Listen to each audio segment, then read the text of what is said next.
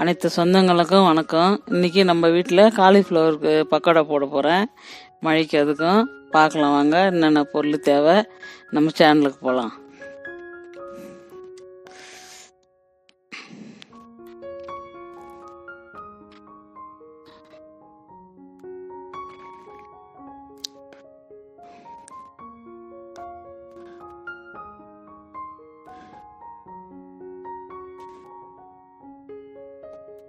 பாருங்கள், காலிஃப்ளவர் எடுத்து வச்சுக்கிறேன், பஜ்ஜி மாவு எடுத்து வச்சுருக்கேன். இப்போ பஜ்ஜி மாவு எடுத்து வச்சுக்கிறேன்னா, நான் பஜ்ஜி மாவு அப்படியே கலந்தது வாங்க மாட்டேன். எப்போவுமே கடல மாவு வாங்குவேன். கடல மாவு வாங்கிட்டு அதுக்கு என்னென்ன எப்படின்னா ஒரு 4 கிலோ மாவு நான் எடுத்திருக்கேன். இந்த பக்கோடா போடுறதுக்கு 1/2 ஸ்பூன் மிளகாத்தூள் போட்டிருக்கேன்.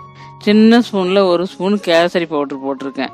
சின்ன ஸ்பூனில் 1 ஸ்பூன் உப்பு போட்டிருக்கேன். இப்போது காலிஃப்ளவர் உப்பு தண்ணியில் போட்டு, காலிஃப்ளவர் ஃப்ரெஷ்ஷாக இருக்குது, அதனால் உப்பு தண்ணியில் போட்டு நம்ம ஒரு உப்பு தண்ணியில் போட்டு கொஞ்சம் ஊற வச்சு அழைச்சிட்டு நம்ம ஒரு வெள்ளை துணியில் இது பண்ண போகிறோம், தண்ணியெலாம் இருறதுக்காக.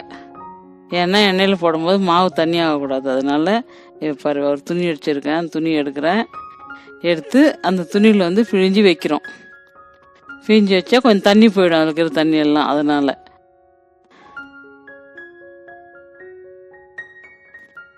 சும்மா ஒரு உப்பு போட்டு அழைச்சி வச்சா அதில் இருக்கிற கிருமி போகும். அதனால் அழைச்சிட்டோம், துணியில் தொடச்சி அப்படியே சுற்றி வைக்கிறோம். இப்போது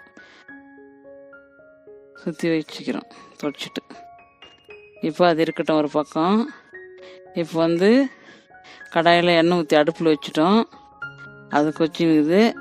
இப்போ மாவு நம்ம வெறும் கடல மாவு, நான் பஜ்ஜி மாவு எப்பவும் வாங்க மாட்டேன், உங்களுக்கு அது சொல்கிறதுக்காக தான் சொல்கிறேன். நான் கடல மாவு, தனியாக இருக்கிற கடல மாவு வாங்கி இந்த மாவு 4 கிலோ மாவுக்கு 1 ஸ்பூன் மிளகாத்தூள், 1 ஸ்பூன் சின்ன ஸ்பூன் தேவையான அளவுக்கு உப்பு போடுவேன், ஒரு சின்ன ஸ்பூன் கேசரி பவுட்ரு, ஒரு பாதி ஸ்பூன் கார்ன்ஃப்ளவர் மாவு, இதெல்லாம் போட்டு ஆட் பண்ணி நான் ஒன்றா கலக்கிறேன். அதை கலந்து சோட்டா மாவு ஒரு 1/2 ஸ்பூன் தவளோண்டு போடுறேன். போட்டுட்டு கலந்து இந்த பதத்துக்கு மாவு பிசைஞ்சிக்கின்னு இப்போ எண்ணெய் காஞ்சிச்சு. இப்போ பக்கோடா போடலாம். கரண்டில் இந்த மாதிரி கரண்டில் போட முடிஞ்சால் போடுங்க, இல்லைன்னா கை வச்சு போடுங்க, டக்குன்னு வேலையாகிடும். இப்போ மாவு கலந்துட்டோம், போட்டிருக்கோம். அது பாரு எண்ணெய் காஞ்சிச்சு, மேலுக்கு ஏந்து வருது பாருங்க, அப்படியே எப்படி இருக்கு பாரு பார்க்கறதுக்கு. அதனால இப்போ நான் கையில் வச்சு எல்லாம் போடுறேன் பாருங்கள். டக்குன்னு போட்டுடலாம்.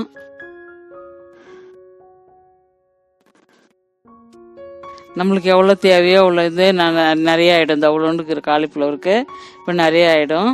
போடலாம் பாருங்கள். இப்போது டக்குன்னு போடலாம். அது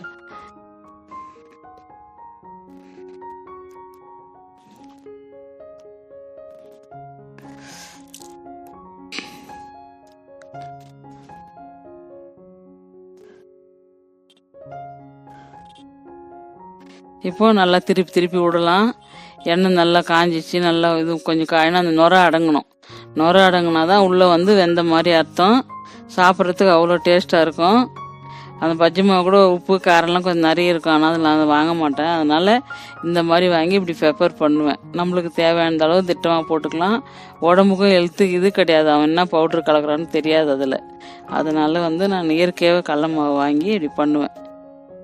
பண்ணிவிட்டு எதுவுமே நம்மளுக்கு கரெக்டாக பண்ணிக்கணும். இப்போ இது ஆயிலும் நிறைய குடிக்காது.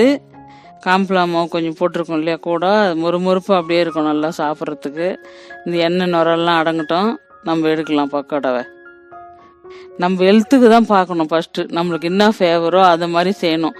சாப்பிட்றதுக்கு டேஸ்ட்டாகவும் இருக்கணும். நம்ம என்ன பண்ணுறோன்ட்டு அதை பொறுத்து தான் நம்ம ஹெல்த்து பார்த்துக்கணும். நம்ம கண்டதை போட்டு சாப்பிடக்கூடாது. அதனால இப்போ வெந்துச்சு, எடுத்து போடுறேன் பாருங்கள். போட்டாச்சு. அந்த பக்கோடாக்கு இவ்வளோ வந்திருக்கு, அவ்வளோதான் பாருங்கள். இது 2 பேர் இருந்தால் போதுமானது, சாப்பிட்டே மீதி ஆகும். இப்போ புட்டு காட்டுறேன் பாருங்கள். எப்படி வந்திருக்கு. உள்ளும் காரெல்லாம் நல்லா உறைஞ்சிருக்கும். ஏன்னா நம்ம மிளகாத்தூள் துவைச்சி அந்த மாவில் துவைச்சி போடுறதுனால நல்லா உள்ளும் காரம் உப்பெல்லாம் நல்லா கரெக்டாக இருக்கும். சாப்பிட்டு பார்த்து லைக் பண்ணுங்கள், கமெண்ட் பண்ணுங்கள், சர்ப்ரைஸ் கொடுங்க. டவுட்டுன்னா எனக்கு ஃபோன் பண்ணுங்கள், நான் சொல்கிறேன்.